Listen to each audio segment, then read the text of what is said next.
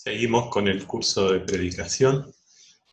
Habíamos visto que uno se vuelve cercano al texto bíblico, trata de rumiarlo y rumiarlo y rumiarlo, lo va conociendo y va detectando cuál es su núcleo, su mensaje principal, central. Después tiene que ser capaz de escribir ese mensaje central en una frase cortita, muy breve. Entonces uno sí tiene el tema de la homilía. Recuerden que la homilía tiene que tener un único tema, para que sea contundente, para que llegue, no varios temas, no distintas cuestiones. Una vez que uno tiene ya el tema expresado en una frase, entonces comienza a elaborar la predicación con un orden determinado. Tiene que tener una lógica donde una cosa se sigue de la otra. Ustedes saben que aún la gente sencilla valora este orden.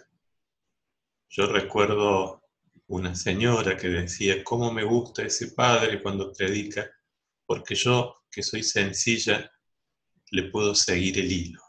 Le puedo seguir el hilo. O sea, está bien ordenada, una cosa se sigue de la otra, se entiende dónde va a parar, se entiende el hilo de la reflexión. Esto es lo que le da a una homilía claridad, la claridad. Se entiende, no es un montón de cosas sueltas, desordenadas, tiene un eje y tiene un orden. Dentro de ese orden hay una estructura que uno le puede dar a la predicación. La más común es motivación, desarrollo, conclusión. La motivación es algo que se dice al comienzo y capta la atención de la gente, capta su interés. Es como una pregunta que se plantea y la gente quiere tener la respuesta, entonces escucha. O es algo que toca alguna fibra íntima, alguna inquietud de la persona, y la persona dice, va a hablar de algo que me interesa, algo que me preocupa, y entonces está atenta. La motivación es ese gancho al comienzo que atrapa al auditorio. Después viene el desarrollo del tema con su orden, ¿no? Bien ordenado, y finalmente la conclusión. Cuidado en la conclusión en volver a dar vueltas, en agregar temas nuevos, ideas nuevas, en enroscarse y no saber cómo terminar. La conclusión tiene que ser contundente, tiene que ser un golpe que la deja a la persona tecleando, la deja reflexionando, la deja preguntándose cosas. Tiene que producir ese efecto importante. Hay otras estructuras que vamos a ver en otra parte del curso, pero lo importante es que recuerden que la claridad de la homilía depende básicamente de este orden. Otra cosa es la sencillez. No es lo mismo que la claridad.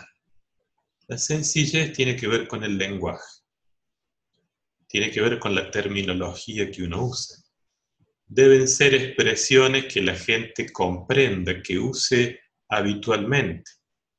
Recuerden que el predicador no es un profesor de lengua que tiene que enseñarle a la gente a hablar, no. Es alguien que los tiene que cautivar con el evangelio, que tiene que provocar conversión, que tiene que despertar las ganas del encuentro con Cristo, de vivir la palabra. No sos un profesor de lengua, por lo tanto, tu arte no está en usar palabras sofisticadas.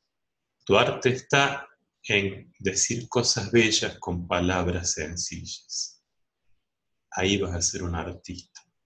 Cuando logres decir cosas bellas con palabras que la gente comprenda bien. Bello entonces, pero comprensible. Así también la persona siente que el evangelio que uno le está proponiendo es algo cercano, que tiene que ver con su vida, con lo cotidiano de su existencia, si no lo siente como algo lejano, porque es un lenguaje de otros. Ustedes tienen que tener un particular cuidado. Cuando uno estudia 4 años de filosofía, aprende muchas palabras filosóficas, que no son palabras del lenguaje corriente. Luego en teología aprende muchas expresiones bíblicas, exegéticas, teológicas, que tampoco son palabras del lenguaje usual. La unión hipostática, ¿quién sabe qué es eso? El kairos, ¿quién sabe qué es eso? El eschaton, ¿quién sabe qué es eso?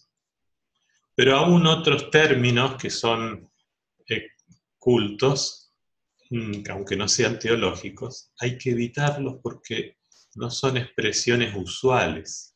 Por ejemplo, la palabra estereotipo, la palabra homogéneo, son expresiones que vos te acostumbraste a leer en los libros, pero no son palabras que use la gente común que asiste a la misa. Entonces, claridad tiene que ver con el orden, sencillez con el vocabulario. Las dos cosas son sumamente importantes. Recuerda que vos no das una conferencia. La predicación en la misa dura 10 minutos, no más. Por lo tanto, uno elige algunas cuestiones. Evita obsesionarse por decirlo todo, porque así la homilía se confundiría con un amontonamiento de ideas y eso se vuelve confuso, pierde claridad y sencillez. Por último, el lenguaje tiene que ser positivo. Si vos usás siempre un lenguaje negativo, hablando de lo que no se debe, de lo que no hay que hacer, de lo que no está mal, te convertís en una especie de moralista y vos tampoco sos eso. Decilo en positivo.